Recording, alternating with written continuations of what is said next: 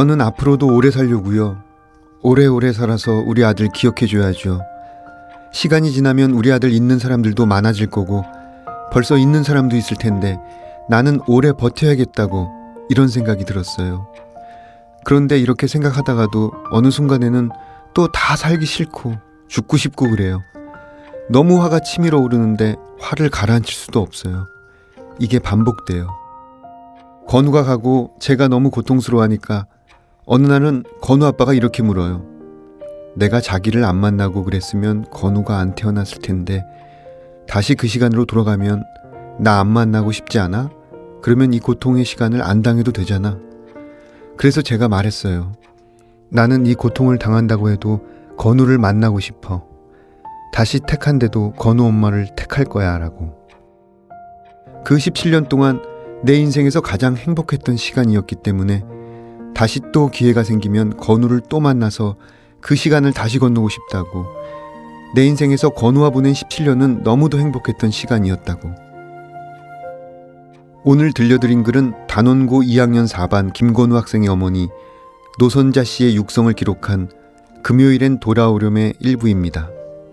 4월이 되면 아프도록 미안하고 한없이 그리운 이름들이 있습니다. 잊지 않겠다고, 기억하겠다는 이 작은 목소리가 투명한 계단들을 지나 남은 수학여행을 보내고 있을 아이들에게 가닿기를 감히 희망합니다. 미안합니다. 잊지 않겠습니다. 여기는 문학라디오 문장의 소리입니다. 거리의 사람들 바람 따라 흐르면 서성이듯 혼자서 기다리고 날 부르는 기억에 흔들리는 땅콩이 사람들 사라졌네. 난 속에 퍼져서 울 것 같아서 한참 눈 감고 잊혀져가는 모든 것 당연한 건가요?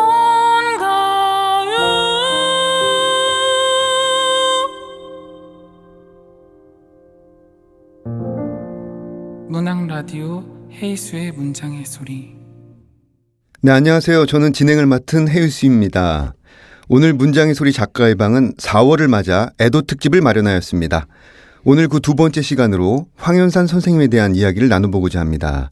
지금 이 자리에 함동균 평론가님 모셨습니다. 어서 오세요. 네, 안녕하세요. 이렇게 초대해 주셔서 감사합니다. 처음 이런 자리에 나왔습니다. 네, 환한 모습이 굉장히 좋습니다. 황현산 선생님에 대해서 간략하게 소개해드리겠습니다. 황현산 선생님은 1945년 전라남도 목포에서 출생했습니다. 고려대학교 불어불문학과를 졸업하고 동대학 대학원에서 기욤 아폴리네르 연구로 문학박사학위를 받으셨습니다. 상징주의, 초현실주의 프랑스 현대시를 연구하시고 문학 비평가로 활동하며 시적인 것, 예술적인 것의 역사와 성질을 이해하는 일에 오래 천착하셨습니다. 저서로는 운물에서 하늘 보기, 밤이 선생이다, 말과 시간의 깊이, 잘 표현된 불행, 황현산의 사소한 부탁 등이 있습니다. 깊이 있는 안목과 정치한 논리, 유려하고 빼어난 글을 남기셨다는 말에 모두 고개를 끄덕이실 것 같습니다. 황현산 선생님의 이런 평가에 대해서 함동균님 의견은 어떠십니까? 네, 뭐 다 동의하죠. 네, 근데 저는 한마디로 말해서 그 글을 쓰는 분으로서 황현산 선생님을 현대 한국어 문장으로 쓰여진 가장 깊이 있는 사유, 그런 그 글을 쓰신 분이라고 늘 이렇게 생각을 좀 해왔습니다. 우리 좀 문학사 한 100년을 이렇게 볼 때. 그렇군요. 지금 말씀하신 함동균 평론가님에 대해서 짧게 소개드리면요. 2006년 문예중앙 평론으로 데뷔하셨고요. 저서로는 얼굴 없는 노래, 시는 아무것도 모른다, 예외들, 사물의 철학 등이 있습니다. 함동균 선생님은 황현산 선생님과 특별한 인연이 있다고 들었어요. 예, 뭐 특별한 인연이라기보다는 이런 뭐 인연을 공유하는 분들도 계실 텐데, 일단 제가 그 선생님이 그 오랫동안 교직 생활을 했던 학교에서 이렇게 학교를 다녔기 때문에 그 뭐 학부하고 대학원에서 이렇게 선생님 수업을 듣기도 했고 근데 이제 어떻게 보면 그 수업을 들은 어떤 그런 인연도 인연이지만 선생님도 이제 문학 평론가셨고 저도 문학 평론을 한 사람이었기 때문에 그렇죠. 이제 먼저 어떤 그 길을 가셨던 어떤 그 선배이자 또 많은 또 한국의 작가들이 그렇게 선생님을 특별하게 느끼는 부분을 저도 느끼는 걸 텐데 어떤 그 동지와 같은 그런 관계를 제가 늘 느꼈어요. 그러니까 황현 선생님의 그 스승님이 그 강성옥 선생님이라는 분이 계셨는데 늘 그 황현 선생님이 그 스승님에 대해서 얘기할 때 자기 스승이면서 동시에 한편으로는 그 연배 차이가 많이 나지만 문학을 같이 아주 본질적으로 어떤 생각을 공유하는 동지와 같은 그런 느낌을 가지고 계셨거든요. 근데 제가 황현선 선생님에 대해서 가지고 있던 느낌도 사실은 그런 동지와 같은 느낌이었다고 이렇게 보시면 될 것 같습니다. 그 대학교 학부서부터 석사, 박사 때까지 네. 그리고 졸업 이후에도 계속 만나셨으니까 그렇죠. 네. 실제로 만난 시간이 한 20년 넘은 예, 거 20년 아니에요? 이상 됐죠. 아. 네. 우리가 굉장히 소중한 분을 이 자리에 모셨습니다. 그 밤이 선생이다 이후에 5년 만에 펴내는 그 황현산의 사소한 부탁 선생님의 산문집인데요. 그 황현산 선생님의 지난했던 시간들을 고스란히 담아낸 책이라는 생각이 들었어요. 함동규 선생님은 어떻게 읽으셨는지요? 예, 이거는 이제 산문집이라고 이렇게 표현은 되고 있는데 사실 그 신문에 연재했던 어떤 컬럼 같은 게 되게 많죠. 그래서 또 시사적인 어떤 이야기들이 되게 많은데 이분이 가지고 있는 좀 독특성이 그 문학평론가가 어떤 문학적 시선으로 이 사회의 어떤 현실들을 또 그 사회 현실들을 조금 통시적으로 보게 되면 역사의 어떤 현실들 같은 것들인데 그런 것들을 읽어내는 어떤 그런 이제 글들이었고 밤이 선생이다에 있었던 그것도 역시 칼럼들이 되게 많았는데 그렇죠. 그게 굉장히 오래전에 쓰였던 칼럼들이 많았다고 한다면 요거는 2013년부터 2017년 그러니까 딱 그게 그 박근혜 정부 시기 때의 어떤 시대와 겹치는 것이거든요. 그래서 그 시기에 굉장히 어떻게 보면 한국 사회가 사회적 위기를 굉장히 많이 좀 경험했고 또 뭐 지금이라고 크게 달라지는 건 아니지만 어떤 불행한 어떤 그런 기억들, 사건, 사고들 되게 많았었는데 그런 것들을 평생 그 굉장히 정치하게 문학을 이렇게 공부하고 읽었던 사람의 눈으로 어떻게 보면 인터넷에 어떤 그런 어떤 그 시사적 사건들이 있었을 때 사람들이 거기다가 이렇게 굉장히 단순한 댓글들을 달아가지고 거기서 품평을 하잖아요. 그렇죠. 예, 그것과 얼마나 이런 문학적 시선이라고 하는 것이 다른 관점으로 그런 것들을 이렇게 볼 수 있는지, 그렇죠. 얼마나 넓게 볼 수 있는지, 깊이 볼 수 있는지에 대한 그 굉장히 좋은 하나의 그 관점과 해석에 관련된 책이었다고 생각이 돼요. 네.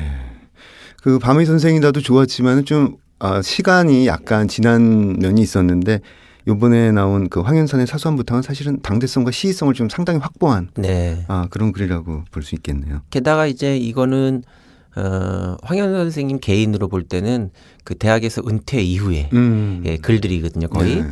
근데 이 황현 선생님이 가지고 있는 좀 이제 특이한 점이 그 우리 뭐 작가들 문단 세계에서는 이미 굉장히 이제 큰 선생님이고 또 번역가시고 이렇게 잘 알려지신 분이었지만 세상에는 사실 그렇게 많이 알려진 분이 아니었다가 은퇴 이후에 사실 어떻게 보면은 정말 꽃을 피운 분이기도 하셨기 때문에 그렇죠. 그 은퇴 이후에 그 대학의 그 직장의 어떤 그 몸담았을 때 가지고 있는 좀 다소의 그 불편함 같은 걸 벗어 던지고 진짜 자유롭게 자기의 발언을 굉장히 용기 있게 어떻게 보면 실천적인 어떤 부분으로 자신의 인생의 마지막 부분을 이렇게 펼치신 그런 그 글쟁이로서의 시간의 글들이 아니었나 이런 생각이 좀 들거든요. 네. 네. 지금 말씀해 주시니까 황현 선생님을 바라보는 어떤 결들이 점점 깊어지고 네. 우리가 몰랐던 면들을 많이 알게 되는 것 같습니다. 황현산 선생님은 또 번역도 많이 하셨어요. 네. 문학평론가이기도 하지만 그 앙드레 브루통의 초현실주의 선언, 생텍쥐베리의 어린 왕자, 보들레르 악의 꽃 이게 번역가로도 활발히 활동하셨는데 어떤 개인적으로 보시기에 문학평론가로서의 황현산, 그다음 번역가로서의 황현산 어떻게 다르게 느끼셨는지요? 이제 그건 이제 다른 점도 있고 이제 비슷한 점도 있는데 조금 자세하게 조금 생각을 좀 말씀드려도 될지 모르겠어요. 괜찮습니다. 네. 두 부분으로 이 얘기를 좀 말씀을 드리고 싶은데 그 일단 그 문학평론가라고 하는 것은 저는 이분이 되게 중요한 지점이 한국에서는 문학평론가들이 대부분 직장을 가지고 있기 때문에 대학의 문학교수라고 하는 직업하고 이렇게 등치가 되는 경우가 많거든요. 그러다가 보니까 그러니까 직업으로서의 그 대학 직장을 가지고 있는 이제 문학 교수가 문학 평론가로서의 윤리와 그 문학 교수로서의 윤리는 좀 다르다고 생각돼요. 네. 예. 근데 황현사 선생님 역시 대학에서 교편을 잡고 계셨지만 저는 이분이야말로 문학 평론가로서의 황현사는 문학 교수로서의 그 일반적인 그 직장을 가지고 있는 분들이 이렇게 가지고 있는 태도가 되게 달랐다고 생각이 네. 들거든요. 그러니까 이분은 아카데미즘이 이렇게 가지고 있는 그 경직성 같은 게 있죠.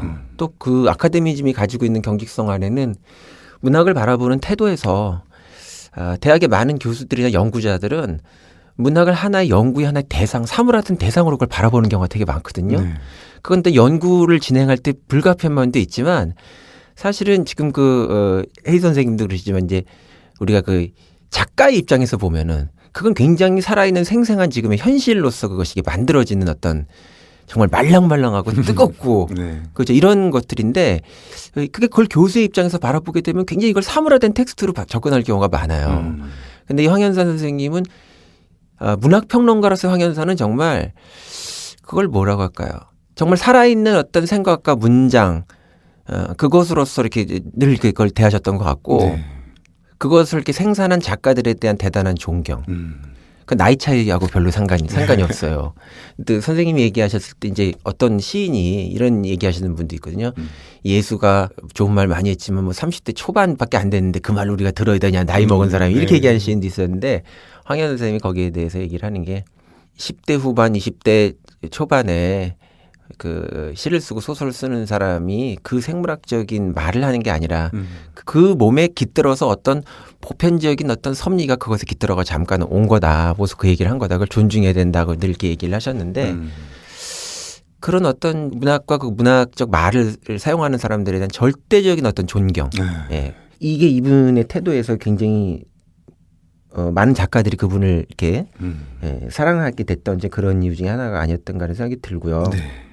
그렇지 이제 한편으로 보면은 이제 번역가로서 황현산을 생각해 보면은 번역이라고 하는 거는 그 문학 평론가가 어떤 그 해석을 한다기보다는 어떤 타자가 한 말을 그 말의 입장에서 정확하게 그것을 들여와야 되는 입장이 있다 보니까 굉장한 엄밀성이 이렇게 필요하거든요. 그렇죠. 네, 그래서 이분이 거기에 대해서 가지고 있는 태도는 정말 혹독할 만큼 한국의 어떤 번역가도 그 정도로 혹독한 형태의 그 엄격함을 가지고 번역을 하는 사람들이 그렇게 많지 않다고 보여져요. 지금 최근에 그 황현 선생님이 퇴직을 하신 다음에 굉장히 많은 인생 후반기에 많은 책들을 내셨는데 사실 그 보들레르라든가 뭐 아폴리네르라든가 이렇게 그 생애 후반기에 나왔던 이런 어떤 번역들이 제가 학부 때 다 수업을 했던 텍스트들이에요. 그러니까 이 텍스트가 이미 번역된 지 20년, 30년이 됐는데 그거를 출판하지 않습니다. 네. 그거는 그 우리가 가지고 있는 번역이 가지고 있는 게 좀 열악한 상황들이 있잖아요. 네. 그러니까 본인이 아마 그 어떤 역할을 해야 하는지 아셨던 것 같아요. 그래서 네. 그걸 20, 30년을 묵혀두고서 거기에 대해서 그 한 땀 한 땀 그 거기에 대한 주석을 그러니까 황현산의 번역책들을 보게 되면은 번역도 번역이지만 거기에 붙어 있는 그 주석들 각주들이 어떻게 이런 각주들이 붙을 수 있을 만한가? 프랑스 사람들조차도 알지 못하는 그런 얘기들이 거기에 이렇게 붙어 있어요. 예? 그래서 그 주석을 붙이는데 20년, 30년을 기다리고 그 주석이 끝났다고 생각한 후에 나온 텍스트들이 최근에 나오는 뭐 보들레르, 아폴리네르 뭐 이런 텍스트들이거든요. 그래서 그런 엄격성들이 정말 대단히 참 놀라운 지점들이 있는 거고요. 네. 그 다음에 좀 그걸 좀 다른 차원에서 보면 이런 생각도 좀 들어요. 그 문학평론가로서도 그렇고 번역가로도 그렇고 결국은 이제 이 문학이라고 하는 것을 대하는 하나의 이제 문학인이죠. 문학인으로서의 황현산인데 이분이 그 늘 생각한 어떤 그 이야기 그 다음에 그 글들에서 보면 문학에 대해서 이분이 이렇게 얘기를 해요. 시라고 하는 거는 말과 사물의 배치를 바꾸는 작업이다. 그래서 어제까지 중요했던 생각이 늘 중요한 것이 아니라 오늘 다른 생각으로 변화할 수가 있고 그렇죠. 어제까지 하나도 중요하지 않다라고 이렇게 치부되었던 생각이 오늘 세상의 중심이 될 수 있는 생각이라고 하는 걸 이렇게 보여주는 그런 작업이 결국 작가들의 작업이다 시다 네. 소설이다 이렇게 얘기를 하셨는데 결국 타자의 말들이 이 세계 안에 이렇게 들어오는 거죠. 변방에 있던 말들이. 근데 이분이 이렇게 문학 평론을 하신 거는 주로 한국 문학을 가지고 하셨거든요. 네. 그러니까 이 한국이라고 하는 상황에서 이 작가들이 가지고 있는 그 구체성, 동시대성 이것을 우리 문학의 중심 안으로 들어오게 하려고 굉장히 애를 쓰셨던 것 같아요. 네. 근데 대체적으로 황현 선생님이 대학에서는 소설도 강의도 하고 하셨지만 사실은 비평을 주로 시를 하셨는데 네. 이 시라고 하는 장르도 그렇고 이분이 이렇게 그 주목을 하고 있는 작가들을 보게 되면 우리가 이 문학이라고 하는 게 어차피 이 세상에서 이 사회의 삶의 안에서 이미 중심이 아닌 것이지만 네.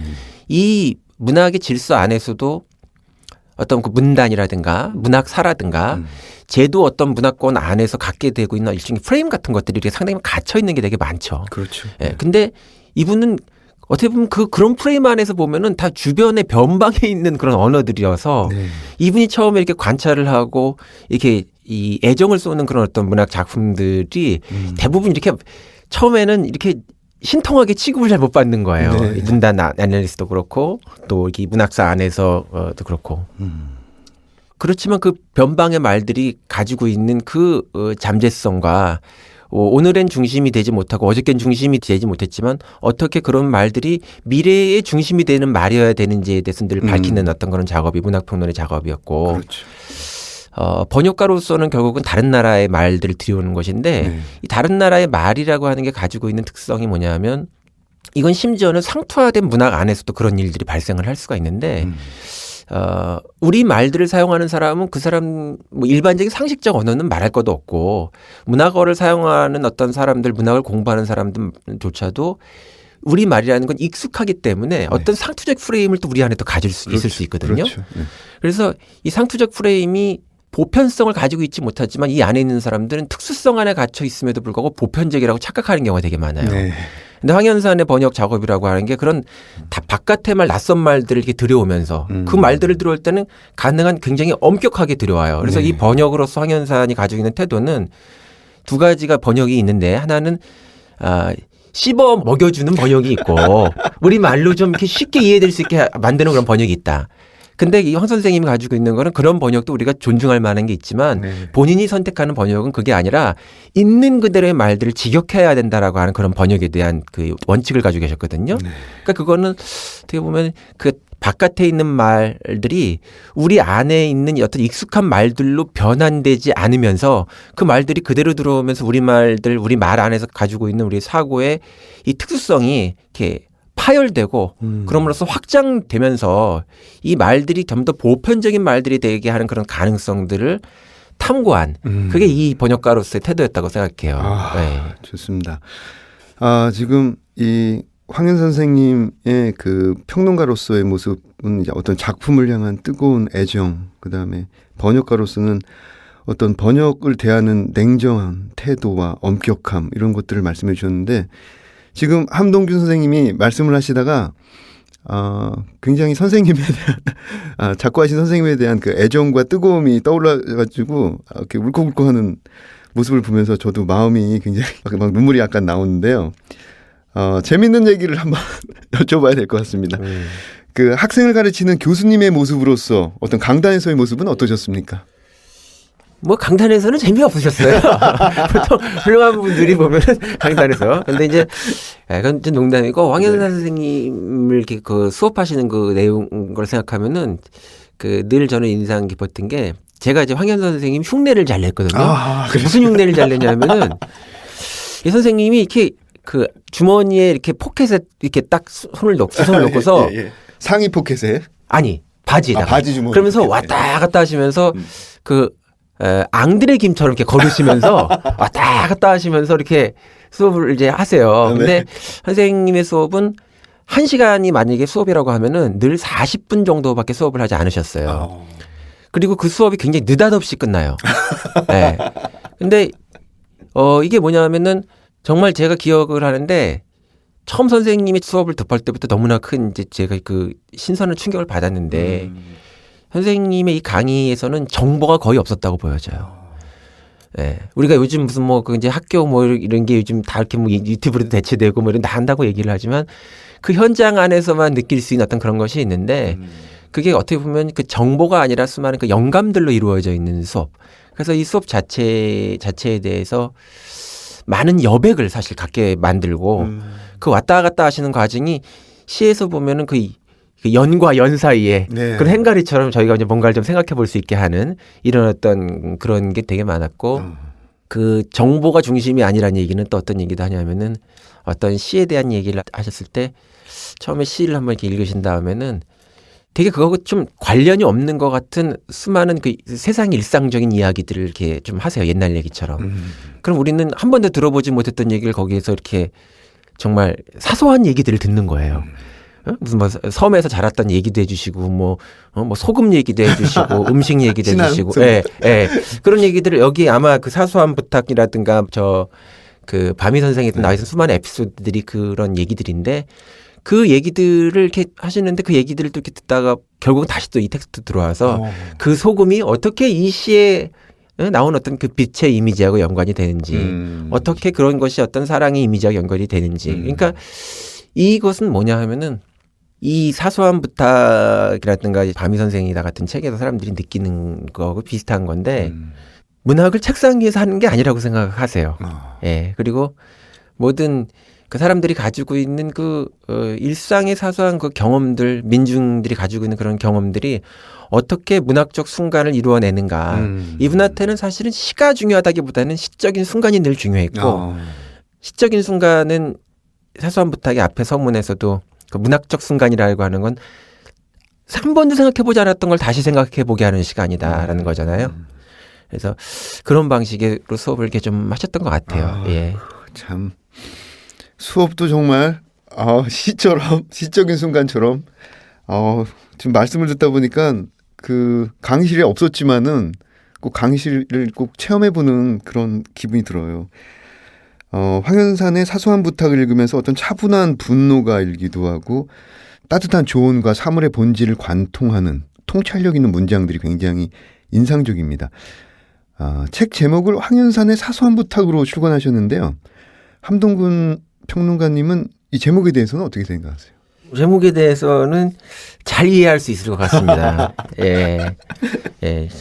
이분이 쓰신 어떤 글에 그 제가 기억에 기홍도에 대한 그 빈집에 대한 그 시에 대한 얘기를 하시면서 그런 얘기를 하신 것 같은데 그건 이제 어떤 한 젊은이가 겪었을 법한 어떻게 보면 누구나 겪었을 법한 인생에서 사랑에 대한 상실에 대한 이야기인데 그 사랑의 상실에 대한 이야기는 너무 시시해 보여가지고 사람들이 잘 안 들어준다는 거예요. 근데 한 인간에게는 그 시시해 보이는 이야기 자체가 깊은 트라우마가 돼서 평생 잊지 못하는 기억이 되기도 하고 그 성취에 의해 가지고 인간이 어떻게 보면 좀 다른 방식으로 왜곡이 돼서 이상한 사람이 되기도 하고 그러니까 한 개인의 입장에서 보면 너무나 큰 사건이 될 수도 있고 또 그런 개인들이 모이면 이 사회 전체의 하나의 역사적 경험이 돼가지고 이 역사의 어떤 경험을 바꿔놓을 수 있는 일임에도 불구하고 표면으로 보면은 그 사소한 시시한 얘기들은 중요하게 안 보이잖아요. 그렇죠.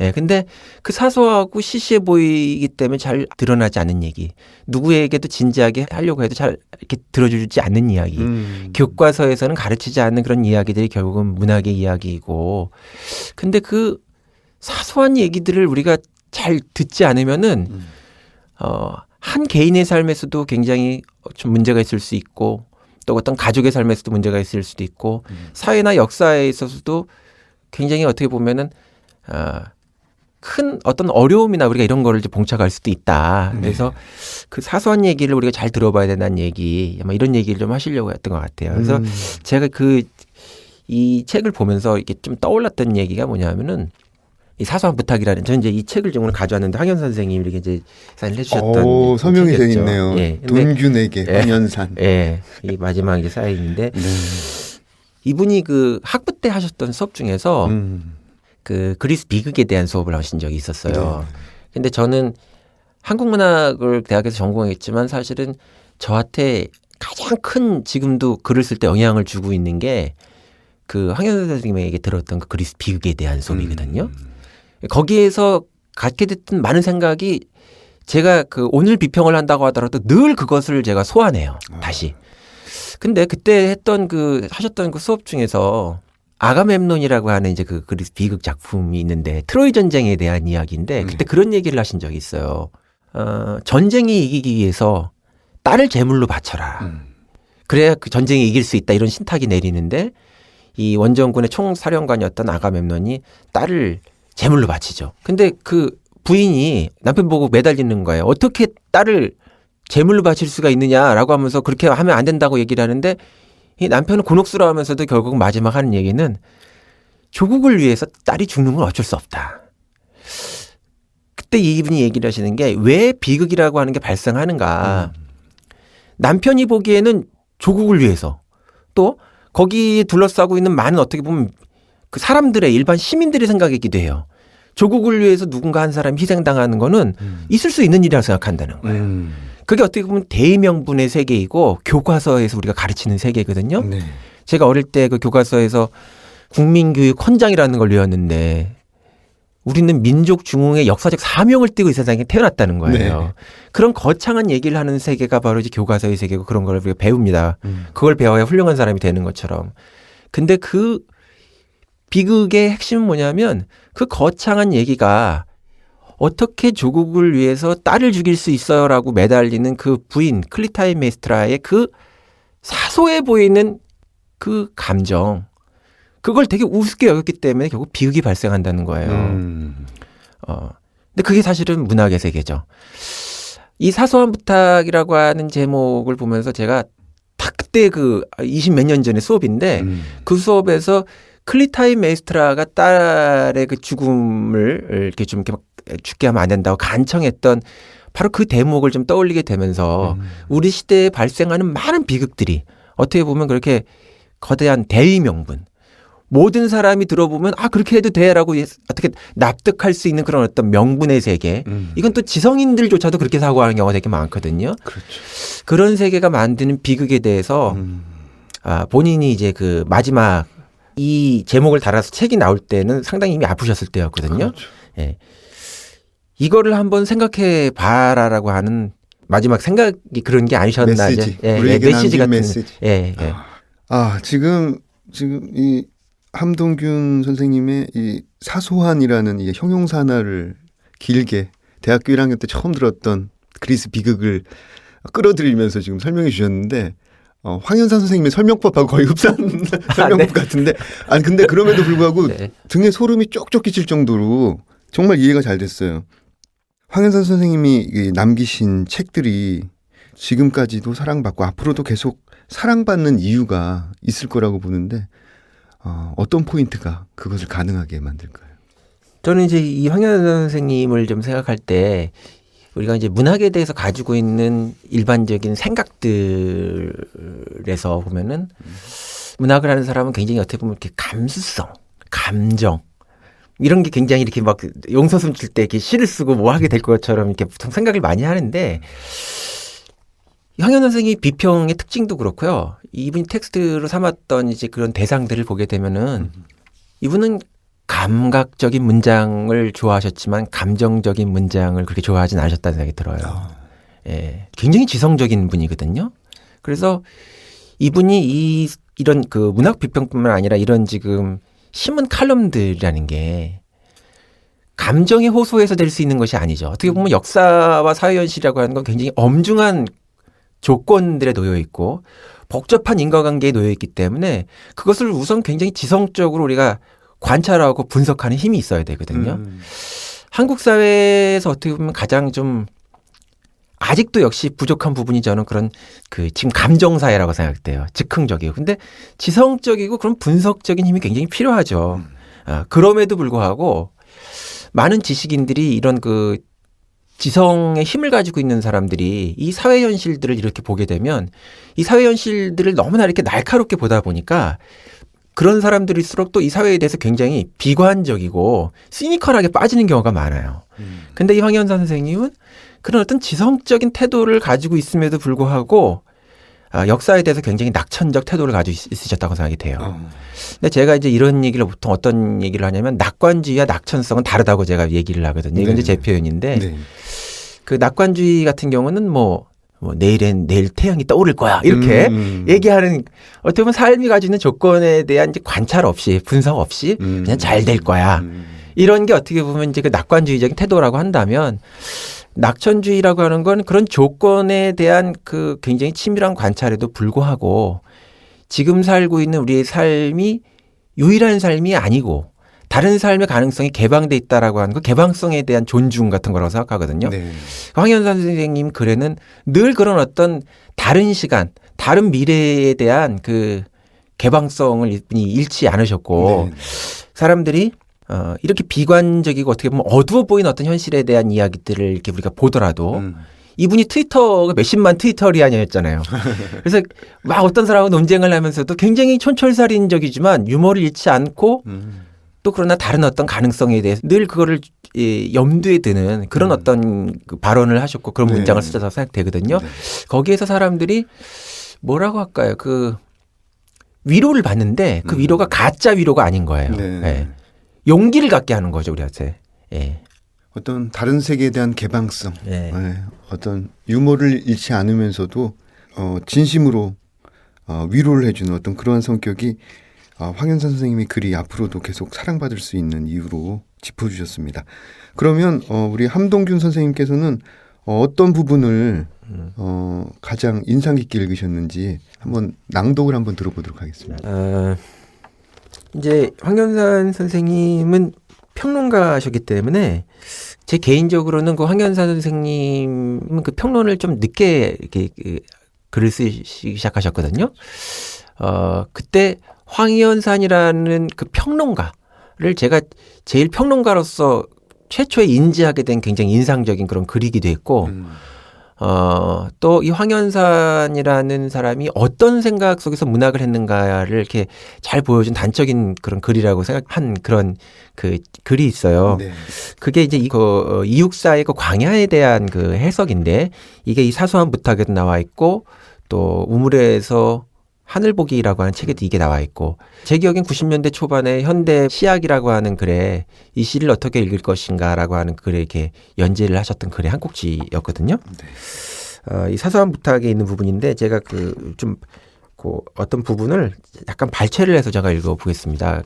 잘 아시는 그 유명한 시 이육사의 광야라는 시에 대한 한 부분인데요. 그럼 함동균 평론가의 목소리로 직접 들어보겠습니다. 그 까마득한 날에 하늘과 땅의 새벽이 있었다면 이제 아득한 날을 거쳐서 와야 할 것은 인간의 새벽이다. 인간은 저마다 자유인이 되어 제 새벽을 맞는다. 이 새로운 천고에 아득한 미래의 새벽에 초인이 목 놓아 부를 노래는 바로 그 인간 개벽의 닭 울음소리가 된다. 이 초인의 노래와 함께 다시 첫 연으로 돌아가면 까마득한 날 하늘이 처음 열릴 때 어디선가 들렸으리라고 흔히 생각될 만한 저 하늘 닭의 울음소리를 시인은 부정하고 있다. 천지가 개벽하는 순간 하늘이 어떤 지고한 소리를 울려 자신을 진리 그 자체로 선포하고 신성한 뜻을 가르쳐 인간이 가야 할 길과 가지 말아야 할 길을 미리 정해놓았던 것은 아니라고 시인은 생각한다. 따라서 시인이 천지 개벽의 닭 울음소리를 부정할 때 그것은 이른바 저 섭리의 목소리를 부정하는 것이다. 천지가 단지 그렇게 열렸을 뿐 어찌 지엄한 닭 울음소리 같은 것이 들렸겠느냐고 말하는 것이다. 인간은 제 운명을 제가 설계해야 하며 제 노래를 스스로 만들어 불러야 한다. 하늘의 섭리가 아니라 인간의 역사와 그 진보를 믿는 자인 육사의 의지가 바로 이렇게 한 땅의 역사로 표현된다.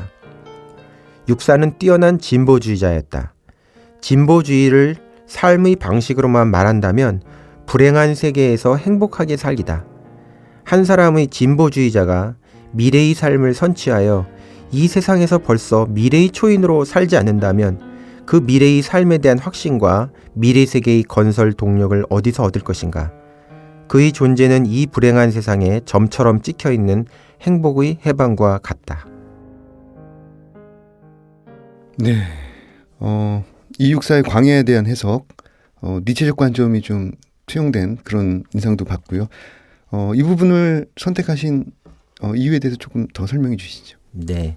이 시는 우리 교과서로도 이렇게 많이 알려져가지고 굉장히 잘 알려진 시인데 처음에 보면은 그 닭이 우는 소리가 들리는데 그 닭 우는 소리를 가지고 제가 어릴 때 이제 그 학교 다닐 때도 보면 이게 소리가 울렸느냐 안 울렸느냐 가지고 이렇게 얘기가 많았던 것 같아요. 근데 거기에 대해서 이제 선생님의 말씀은 그 닭 울음소리라고 하는 게 보통 그 아침을 열기 때문에 천지를 개벽하는 소리로 이렇게 이제 우리가 그걸 이해를 하는데 이건 이육사의 시에 대한 관점이기도 하지만 사실은 선생님의 해석이 굉장히 강하게 투영되어 있는 해석이라고 생각이 돼요. 자기 방식의 하나의 어떤 그 글을 쓴 사람으로서. 근데 그 닭 우는 소리가 어찌 자연의 닭 우는 소리만을 가지고 천지개벽이라고 얘기할 수 있겠느냐. 그것은 미완의 소리라는 거죠. 그 천지개벽이 되는 것은 자연의 어떤 그런 소리만으로 완성되는 것이 아니라 인간의 어떤 역사적 실천을 통해서 자연과 인간, 우주와 인간이 어떤 그 좀 더 보편적 섭리와 삶의 진화를 위한 협업이 있어야 되고 실천이 있어야 된다는 걸 이분이 말씀하시거든요. 그래서 저는 황현산이라는 사람을 제가 규정할 때 하나의 평론가로서 어떻게 규정할 것인가라고 얘기할 때 두 가지를 얘기를 해요. 하나는 지성적 민주주의자였다. 네. 이렇게 얘기를 하고요. 늘 예, 그 모든 그 굉장히 어떻게 보면 문학 자체가 그렇잖아요. 힘없고 목소리 없는 것들의 목소리를 이렇게 들어올리고 표현하고 드러나게 해서 변방에 있던 것들이 언젠가 삶의 중심으로 그것이 있을 수 있다라고 하는 걸 보여주는 게 문학인데 그게 민주주의라고 생각이 돼요. 그래서 그런 어떤 민주주의적 신념에 의해서 문학을 하신 분이었다고 생각이 되고 또 한편은 이분은 정말 진정한 의미에서 미래주의자였다고 생각이 들거든요. 네. 이분이 돌아가셨지만 저는 이분이 쓰신 글이 어떤 과거 회고적인 것이거나 문학을 사물에서 본 것이 아니라 늘 미래에 도래할 목소리를 미리 이렇게 드러낸 분이라고 생각되고 작가가 그런 얘기를 하는 사람들이라고 늘 생각하셨던 것 같아요. 네. 근데 이 이육사의 시에서도 이게 닭 우는 소리가 단순히 그냥 이렇게 자연의 소리로 아침이 밝았다 이렇게 해서 세상이 밝는 것이 아니라 네. 백마 타고 오는 초인이 까마득한 미래에 등장해서 그가 노래를 불러야만 이 협업에 의해 가지고 결국 우주의 진화가 완성이 된다고 이제 보시는 거죠. 그렇죠. 그런 해석을 통해서 어떻게 보면 이육사라고 하는 사람을 그 뭐라 단순한 민족주의자가 아니라 미래주의자로 이분이 소환했다는 생각이 들거든요. 예. 근데 또 그러한 평론가 자체가 또 황현산이었다는 생각이 듭니다. 네. 이해가 쏙쏙 됩니다. 독자에게 이 황현산 선생님의 수많은 저서 중에서 꼭 이것만은 읽어봤으면 하는 책들이 있다면 하나 꼽아주신다면 어떤 게 있을까요? 이 작품부터 시작해 보세요. 뭐 이런 거 있잖아요.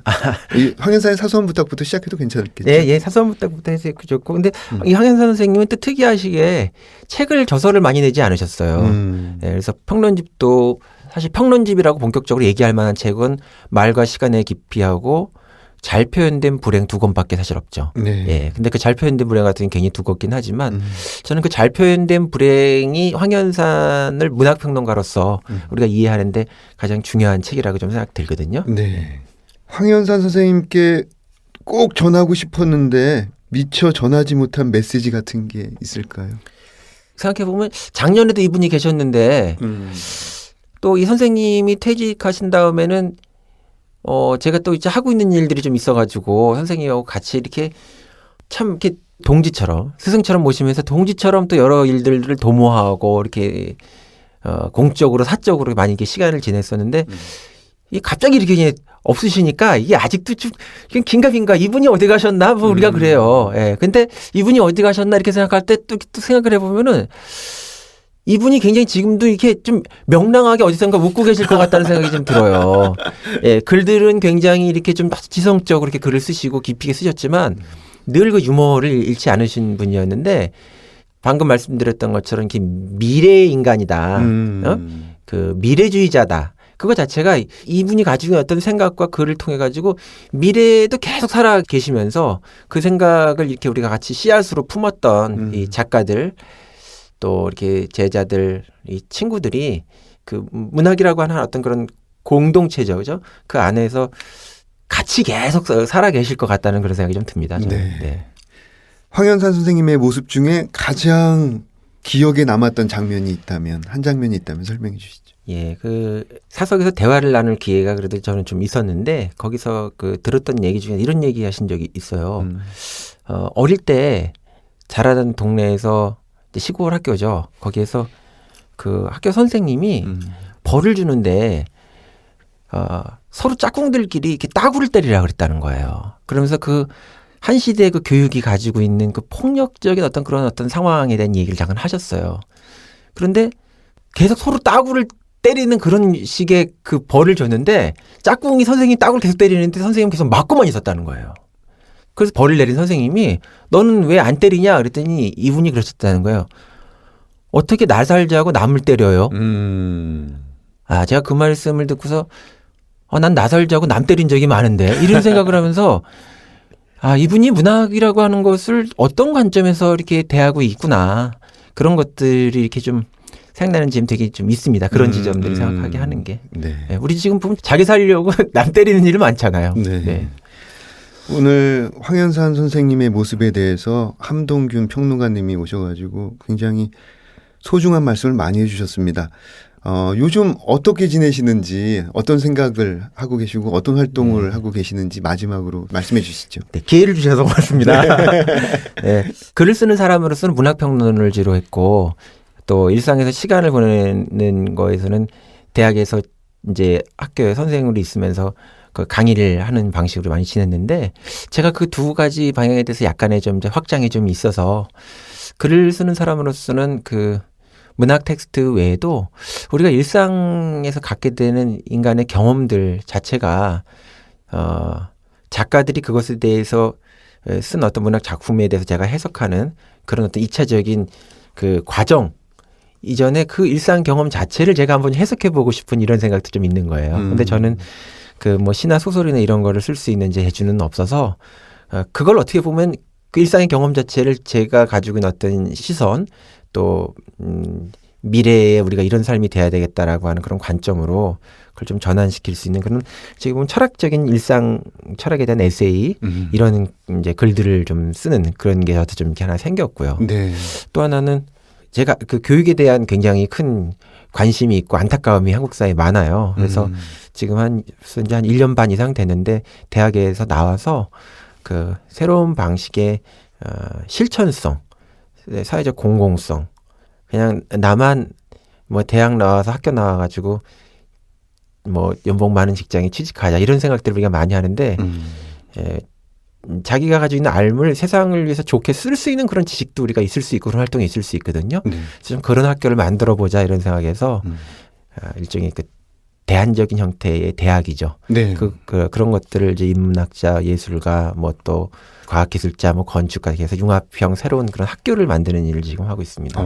예, 그래서 올 여름에 그 시범 학기 수업이 이제 처음 이렇게 시작이 돼요. 그 학교의 이름은 사회 디자인 학교 미지행이라는 이름을 가지고 있습니다. 미지행. 네, 근데 네. 그 이름을 황현선 선생님이 이게 좀 이렇게 모티브를 주셨다고 할 수 있는 이름이에요. 네.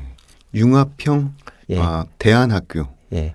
대안학교란 말 쓰고 싶진 않아요. 주류가 되고 싶어서 중심이 되고 싶어서 주류라기보다는. 일종의 커뮤니티 칼리지라고 볼 수 있는 건가요? 예, 그런 것들로 이제 하나의 개념 안에 좀 들어와 있지만 여기서 되게 중요한 거는 우리가 지금 필요한 사회는 어떤 거냐, 내가 원하는 사회는 어떤 사회냐라고 하는 거를 그런 비전을 우리가 능동적으로 그리고 그것이 현실에서 가능하게 하는 여러 가지 활동들을 이렇게 그려내는 그런 식의 좀 실천성을 좀 담보한 그런 학교의 개념을 좀 그려보고 있습니다. 네. 새로운 학교 미지행 올 여름에 네. 지금 개교를 앞두고 네, 개교는 아니고 이제 시범학기 모델을 좀 이렇게 하는 시범학기. 거고요. 네, 내년 개교를 이제 정식 개교를 생각하고 있습니다. 네. 시범학기를 앞두고 계십니다. 한 작가를 기억한다는 게 얼마나 소중한 작업인지 오늘 함동균 평론가님을 모시고 더욱 깊이 알게 되었습니다. 저는 함동균 평론가님 보내드리고 2부 책들의 방에서 뵙겠습니다.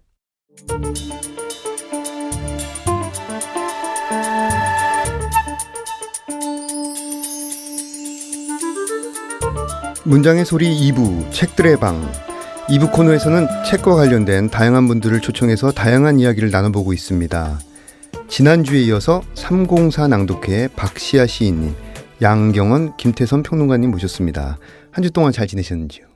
예, 굉장히 잘 지냈습니다. 네, 양경원님. 저도 잘 지내고 있습니다. 네.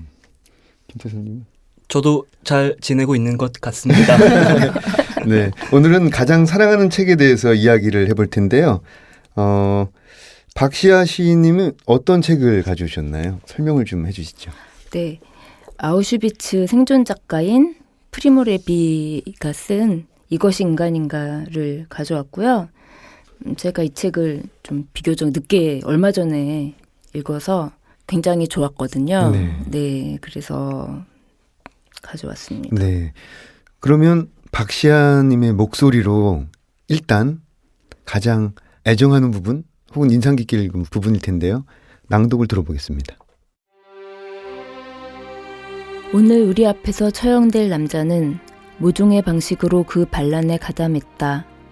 그는 비르케나우의 반역자들과 접촉하고 우리 수용소로 무기를 옮겼으며 우리 수용소에서도 즉시 반란을 일으킬 음모를 꾸몄다는 것이다. 그는 오늘 우리가 보는 앞에서 죽을 것이다. 독일인들은 이 외로운 죽음이 그를 위해 마련된 인간의 죽음이 그에게 치욕이 아닌 영광을 가져다 주리라는 사실을 모를 수도 있다. 아무도 이해할 수 없었던 독일인의 연설이 끝나자 다시 처음에 쉰 목소리가 들렸다. 알아들었나?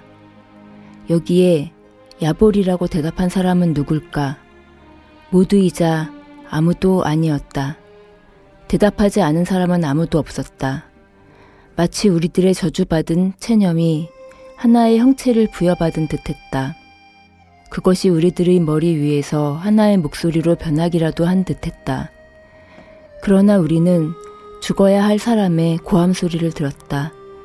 그 소리는 무기력과 복종의 두텁고 낡은 장막을 뚫고 들어와 우리들 내부에 살아남은 인간의 마음을 뒤흔들어 놓았다. 동지들, 내가 마지막이오. 여기까지. 네. 낭독해 주신 부분에 대해서 좀 더 이야기를 들어볼까요? 예. 이 아우슈비츠 수용소에서 레비가 이제 앞부분에는 어떻게 살아남고 어떤 생활을 견뎌내는지가 주로 나오고 약간 후반부로 들어가면서요. 어떤 처형자의 그 교수형 장면이 나오는 부분이에요. 근데 이 독일인들이 연설하는 걸 아무도 알아듣지 못하는데 어쨌든 알아들었나라고 했어요. 근데 야볼이라는 말이 아마도 알아들었다라는 말이겠죠. 하지만 대답을 아무도 안 했지만 모두 다 한 거나 마찬가지였다고 했어요. 그런데 제가 이 부분을 읽었을 때 우리는 그러면 어떤 대답을 하고 있을까? 우리도 말을 안 하고 있는 것은 마치 야볼이라고 대답하는 것과 마찬가지 아닐까? 여러 가지 생각들이 들더라고요.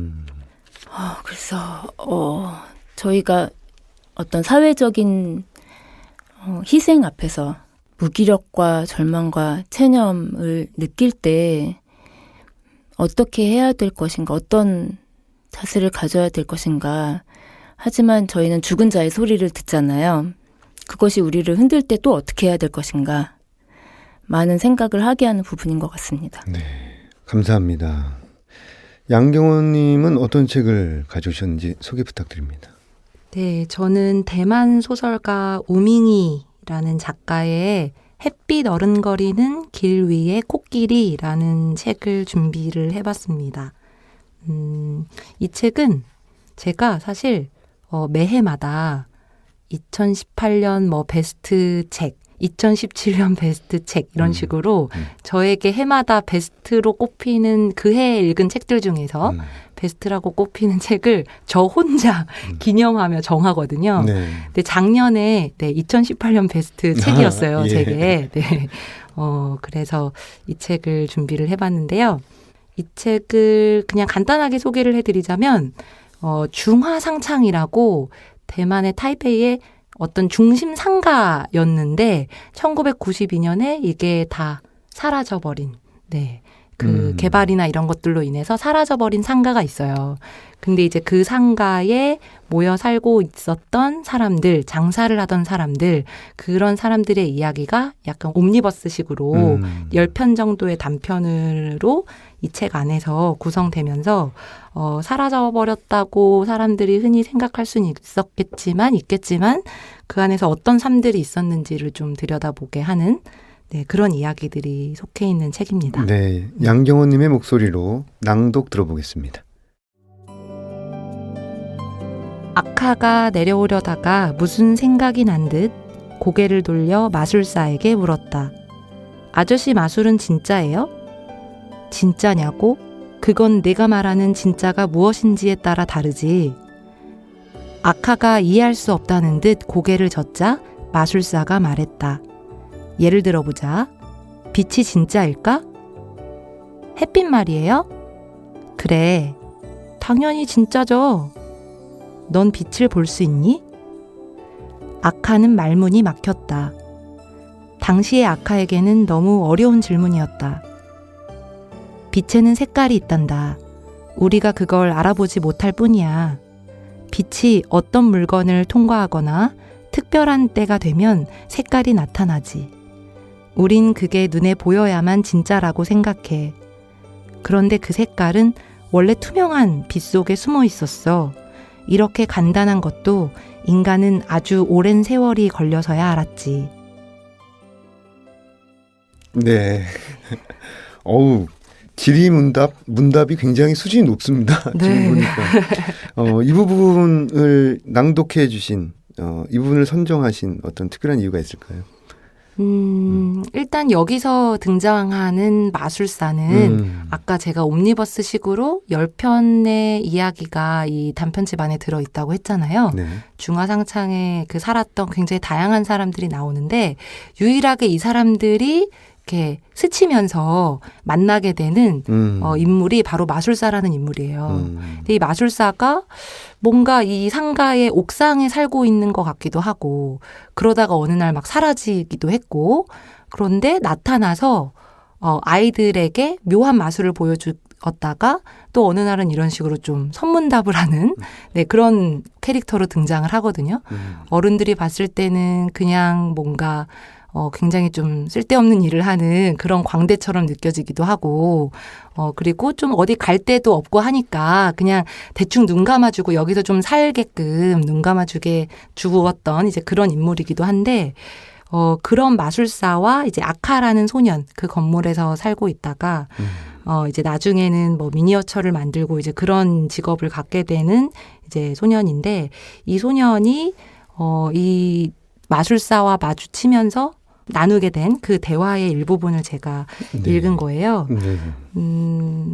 근데 뭔가 이 부분 어떤 색깔도 원래 빛 속에 숨어 있지만 우리 눈엔 그런 게 잘 보이지 않다가 뭔가 물건을 통과했을 때나 특별한 때가 되었을 때 빛이 보이기도 한다라는 것.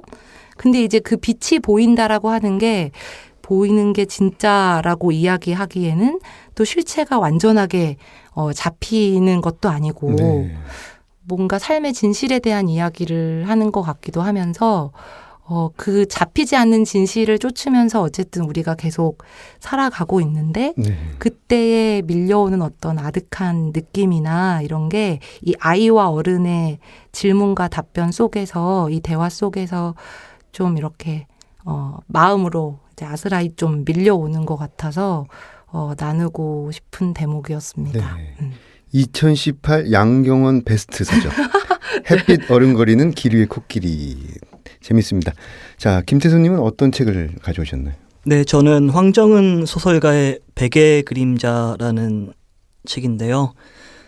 조금 전 양경원님께서 사라진 상가에 사는 사람들의 이야기를 담은 책을 소개해 주셨는데 이 책도 마찬가지로 사라진 상점가는 아니지만 재개발의 위기에 처해 있는 상점가에서 살아가는 착한 사람들의 이야기가 담겨있는 책이에요. 그런데 그 사회의 어떤 비정한 시스템이라고 해야 될까요? 그런 것에 의해서 사람이 억압을 받고 상처를 받으면서 그림자가 일어나는 이야기가 사건의 어떤 중심을 형성하고 있는데요.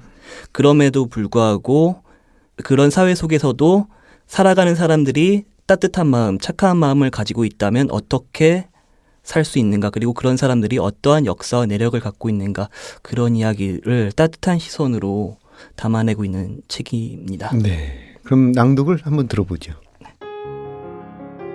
오무사는 전구를 판매하는 가게였다.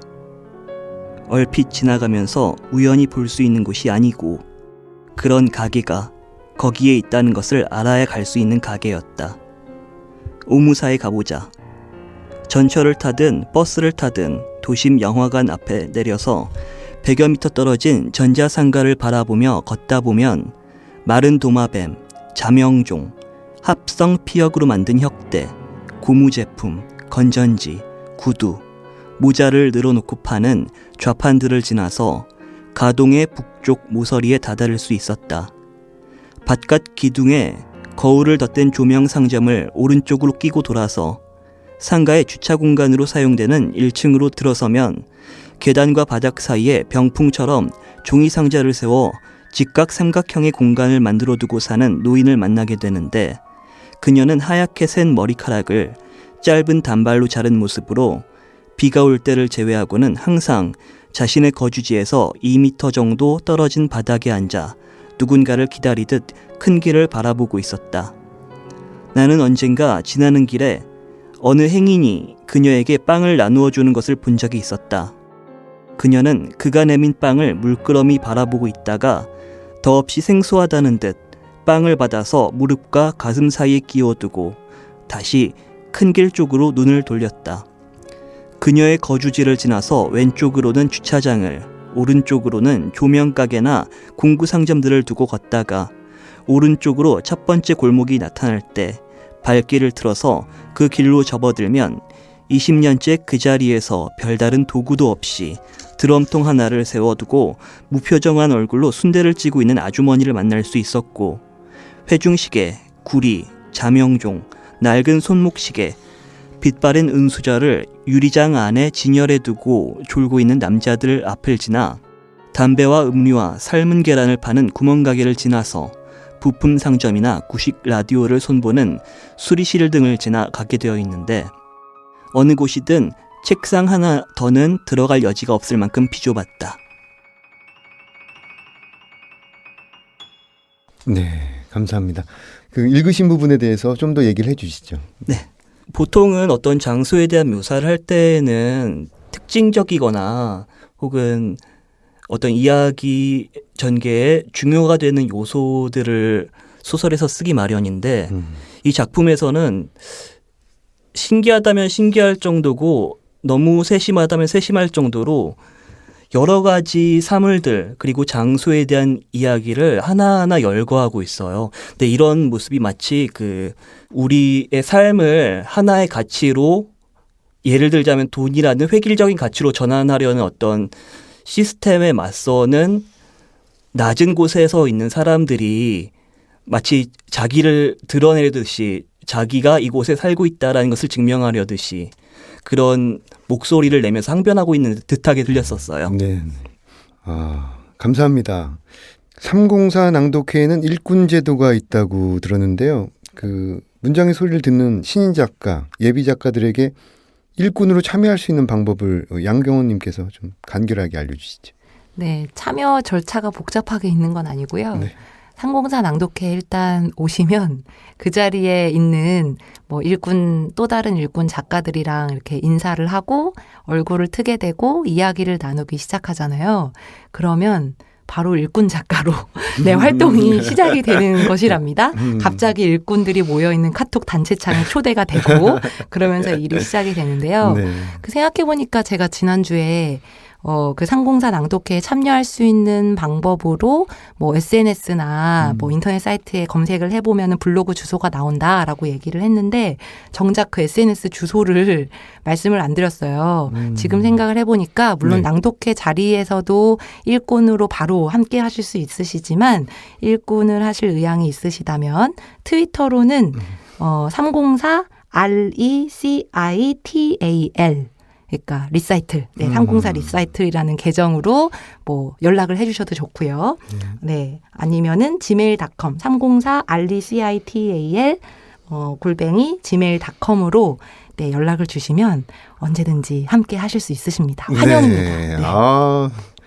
귀에 쏙쏙 들어오는 주소, 웹 주소 감사합니다.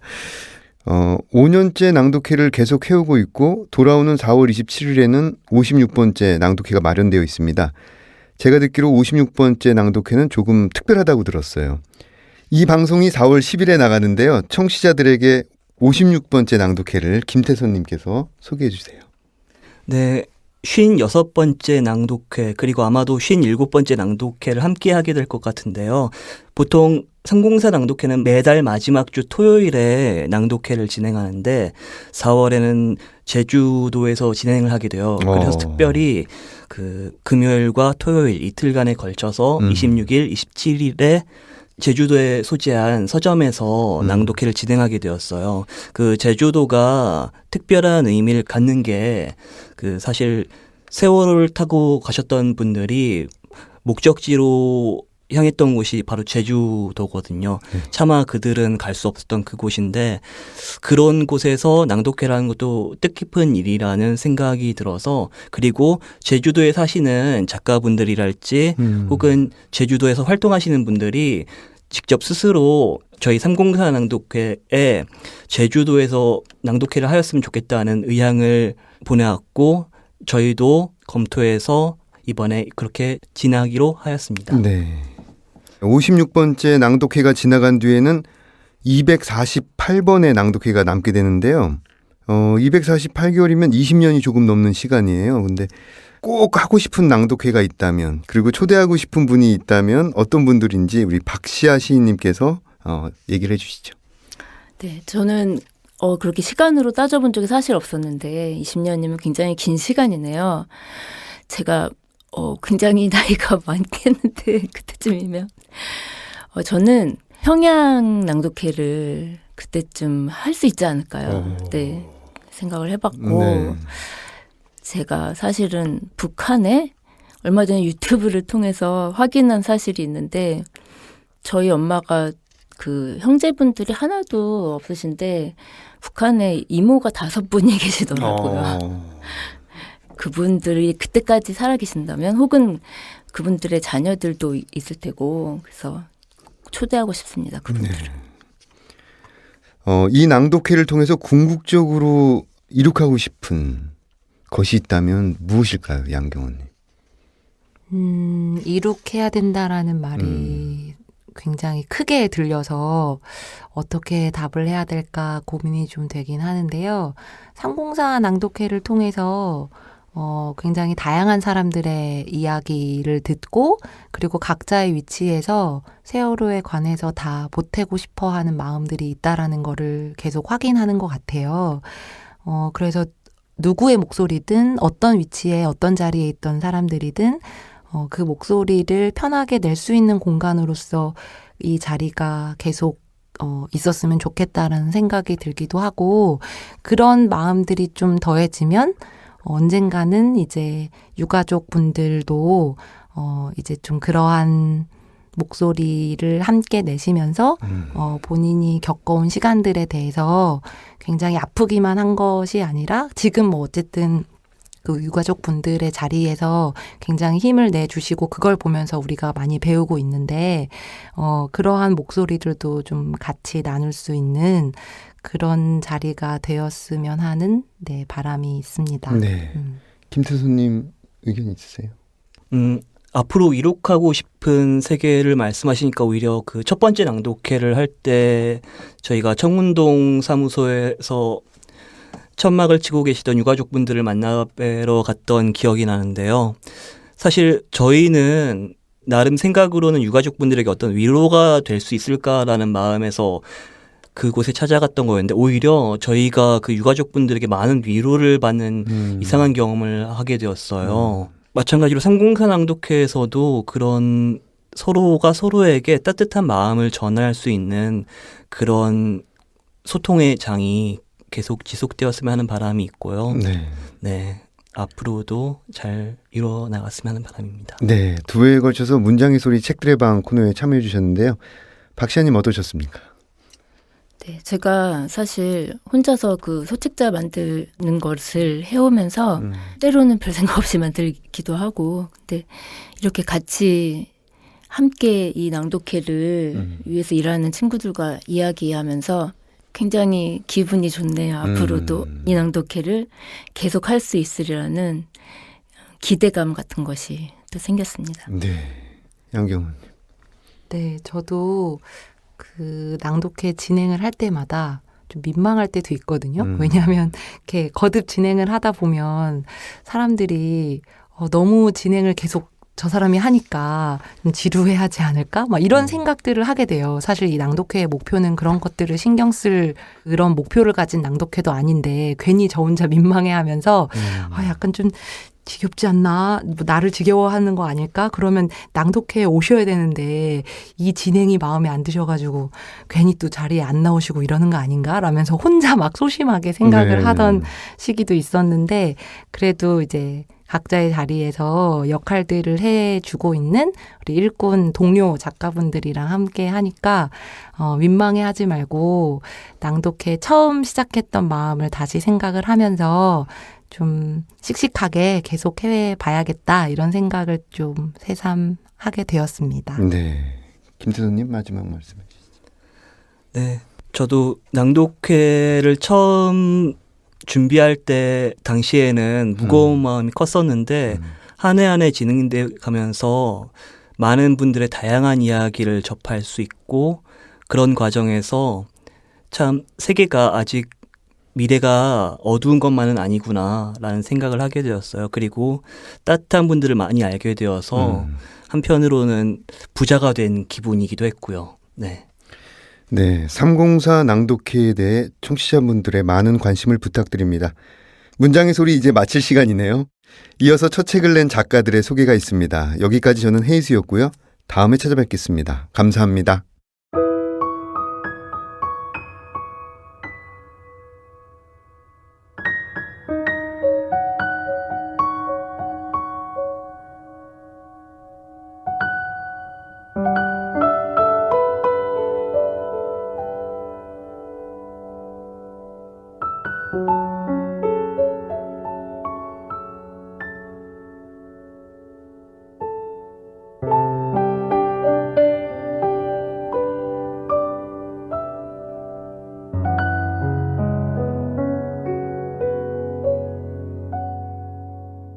오늘은 첫 시집 창세를 출간하신 김학중 시인과 함께하겠습니다. 첫 시집이 나온 지 시간이 좀 지났는데요.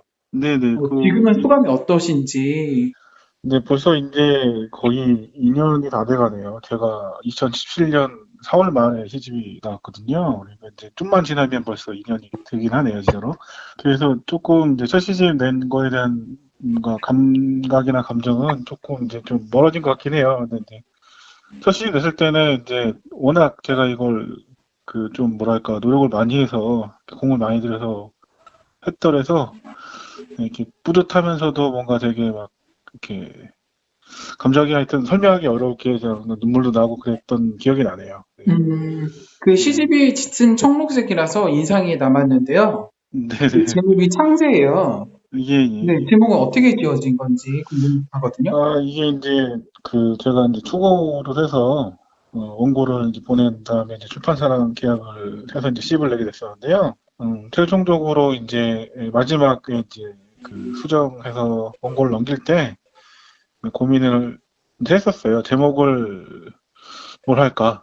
근데 이제 제 3부에 이제 제가 시대를 꽤 공들여서 썼던 거라서 그리고 이제 창세라는 제목이 좀 무겁긴 해도 잘 안 쓸 것 같아서 네, 제 작업 중 핵심적인 키워드이기도 하고 그래서 이제 창세로 제목을 정했는데 출판사에서도 흔쾌히 그 제목으로 내자 해서 이렇게 나오게 됐습니다.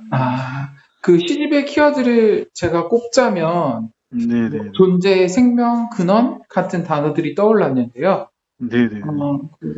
김학중 시인님은 어떤 키워드들을 꼽으실 수 있을지. 제가 요즘 뭐 다른 시인들도 많이 이제 그 키워드를 많이 쓰는데 살아있다, 뭐 삶 이런 표현들을 시에서 많이 썼어요 생각보다. 존재나 생명이라는 표현도 제 시에서는 거의 살아있음이라는 어떤 그런 시적인 맥락하고 이게 닿아 있는 거라서 이제 제 첫 시집에서 주요한 주제식 중에 하나가 아무리 어떤 어려운 삶이라도 삶이라는 것 자체가 어떤 이 어려운 세계 속에서도 새로운 걸 만들어낼 수 있는 힘이라는 생각이 있었기 때문에 그런 걸 좀 이제 독자들한테 전하고 싶었던 거거든요. 그래서 이제 삶이라는 표현을 제가 이제 다른 인터뷰에서도 그냥 삶을 사유하는 시라고 생각을 한다. 시가 아니고 삶을 사유한다. 생각했다고 했는데 이제 그거를 얘기하다 보니까 이제 곁들여서 다 이렇게 얘기가 되더라고요. 존재나 생명 뭐 이런 것들이. 네. 시를 안 쓰실 때는 주로 무엇을 하시는지 궁금하거든요. 시를 안 쓸 때는 저도 이거 뭐 하나 궁금해서 저도 잠깐 생각해봤는데 네. 아니 뭔가 재미있게 얘기를 하고 싶은데 너무 재미가 없는 거예요. 왜냐면 시를 안 쓸 때는 대체적으로 다 이제 강의 준비하고 강의하고 막 이렇게 학생들 가르치는 일을 하다 보니까 학생들 글 읽고 막 이래서 재미가 없어서 제가 가족들한테 물어봤어요. 나는 시 안 쓰고 이렇게 책 안 읽을 때 혹시 뭐 해? 라고 그랬더니 그냥 누워서 자거나 게임한다고 그렇게 알려주더라고요. 시집에서 가장 쓰기 힘들었던 작품이 있었나요? 전체적으로 봤을 때는 이제 3부 시들이 이제 공을 들여서 많이 쓴 작품들이라서 그 3부 쪽에 있는 시들이 좀 힘들게 쓴 시들이 많아요. 근데 이제 그 중에 특히 후반부 작업들 이제 9번, 10번 창세기 시리즈 이제 9번, 10번 작품이 좀 어려웠던 것 같아요. 특히 10번 작품 같은 경우에는 발표작하고 완전히 다른 시라서 시하고 완전히 다른 시예요. 엄청 많이 고쳐가지고 그렇게 수정이 많이 가는 작품들은 발표작하고 다른 작품들은 굉장히 공들여서 어렵게 쓴 작품입니다. 본인에게 가장 소중하다고 생각하는 것을 세 가지 꼽자면 어떤 것들이 있을까요? 뭐 아무래도 제가 글을 쓰니까 문학이 제일 소중하고 그다음에 이제 제가 이제 가족들하고 어떻게 하면 좀 행복하게 살 수 있을까 이제 그런 게 이제 또 제 나름대로는 꿈이 있는 거라서 가족 이제 마지막에 이제 가전 제품 네. 소중하게 생각하는 것 중에 가전 제품이 하나 있더라고요. 집을 잘 꾸미고 싶어하고 이제 그런 게 있는데 그 보니까 대부분 가전 제품이더라고요. 네. 그러면은 좀 가전 제품이 좀 좋은 거를 좀 많이 사두시는 편인가요? 근데 뭐 형편이 안 돼서 그동안 못했는데 이제 열심히 돈 모아서 하나씩 구매를 하는 거죠.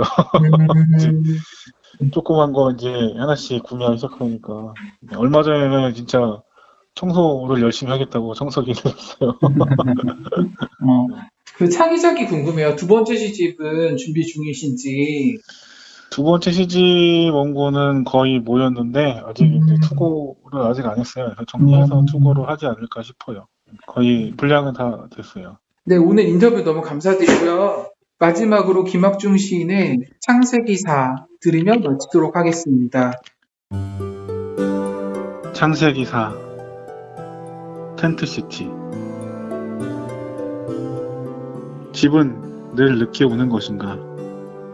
산을 넘어 뒤늦게 오는 도시들 속에 세울 집만을 기도하며 바라는가? 무겁다. 어디에서 어디로 밤이 재우지 못한 눈물을 이어도 배가 고파서 말하지 못하는 손들아. 짐은 차가운 공기를 만지고 사랑스러운 온기는 한 번도 찾아보지 못한 자들만이 여기에서 하루 밤을 위해 불을 피운다. 인류가 낙원을 잃은 날부터 따라다닌 추위여 너는 너의 집을 아는가 바라며 천을 펼쳐 일으키고 이웃이 있는 집을 잊게 하라. 하루를 잠재우기 위해 세운 도시를 너희가 수고하여 지고 온 집을 오늘은 여기 세워 낯선 도시를 만들이라. 한 번은 살아서 어디에도 없는 도시가 지어지고 숲에 둥지를 트는 새들은 잠시 안식하는 하룻밤의 도시. 너는 어디로 가는 것이냐? 저물어가는 날을 견디며 세우는 안식의 도시. 이 산과 사막의 어디에서 너는 목마를 것이냐? 도시여. 그들은 산을 오른다.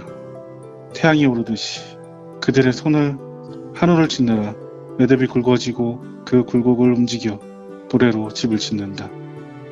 집을 잃은 자들만이 지을 수 있는 도시.